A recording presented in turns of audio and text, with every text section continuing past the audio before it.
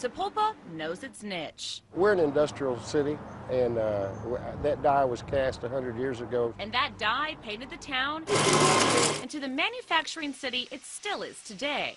But when the recession hit, Tony Palmer watched the machines slow down. We did a lot of cleaning on the shop and shop projects and stuff.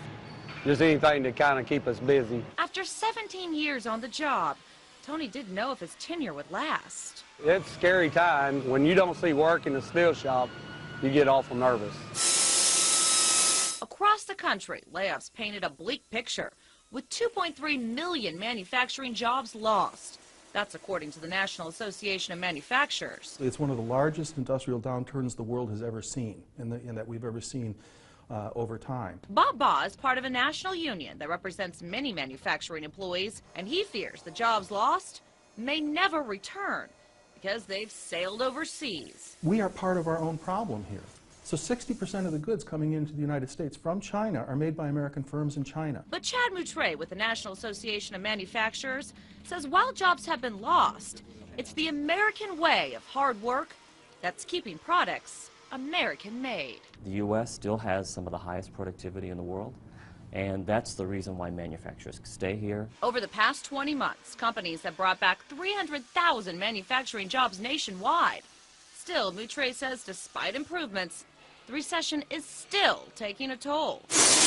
In fact, our partners at Scripps Howard News Service did a county-by-county study for every state and found locally, Creek County, where Sapulpa is, saw an 18% drop in manufacturing jobs from 2000 to 2010.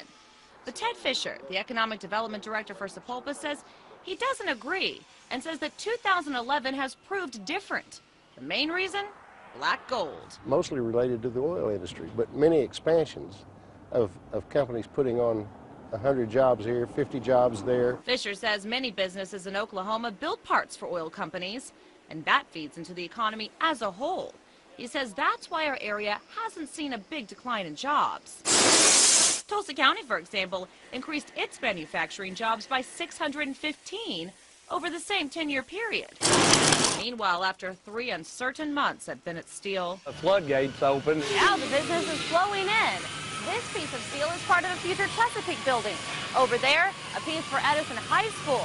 In fact, they're growing by so much, they're actually hiring people. Here in the shop here, we went from about 24 employees, full-time employees, to about 42 at this time. Dave Bennett, the CEO, says he's grateful he didn't have to lay anyone off. But if things had gotten worse, he says he may not have had a choice. I'm glad we got through it. It took a lot of effort out of a lot of my employees, but we made it through it. We made it through it all right. We're doing this being here. So is Palmer. He's worked his way up to the shop foreman. It's a great place. It's real family-orientated. A family inside a town that's niche continues to keep it thriving. Marla Carter, 2 News works for you.